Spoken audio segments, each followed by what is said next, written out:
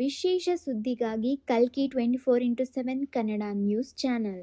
5 ವರ್ಷಗಳಿಂದ ಚಲೋ ಮಂದಿರ್ ಎಂಬ ಟ್ರಸ್ಟ್ ನಡೆಸುತ್ತಿದ್ದು, ಮೊದಲಿನಲ್ಲಿ ಕರ್ನಾಟಕ ಸಚಿವ ಆರ್. ಅಶೋಕ್ ಅವರು ಹಾಗೂ ದಕ್ಷಿಣ ಕನ್ನಡ ಲೋಕಸಭಾ ಸದಸ್ಯ ತೇಜಸ್ವಿ ಸೂರ್ಯ ಮತ್ತು ಕರ್ನಾಟಕದ ಹಿರಿಯ ಕಾಂಗ್ರೆಸ್ ನಾಯಕ ರಾಮಲಿಂಗಾರೆಡ್ಡಿ ಅಗರ್ವಾಲ್ ಕಣ್ಣಿನ ಆಸ್ಪತ್ರೆಯ ಸಹಭಾಗಿತ್ವದಲ್ಲಿ ಘೋಷಣೆ ಮಾಡುವ ಮೂಲಕ ತಮ್ಮ ಬೆಂಬಲ ವ್ಯಕ್ತಪಡಿಸಿದ್ದಾರೆ.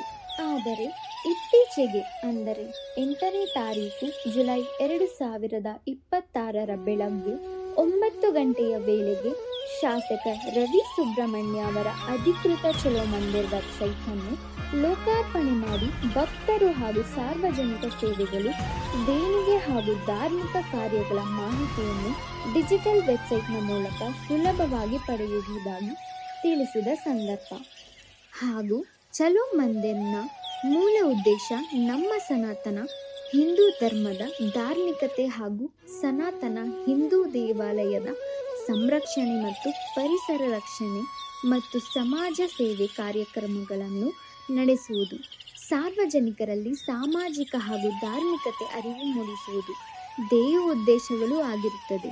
ಇನ್ನಷ್ಟು ಮತ್ತಷ್ಟು ಸುದ್ದಿಗಾಗಿ ವೀಕ್ಷಿಸಿ ಕಲ್ಕಿ 24x7 ಕನ್ನಡ ನ್ಯೂಸ್.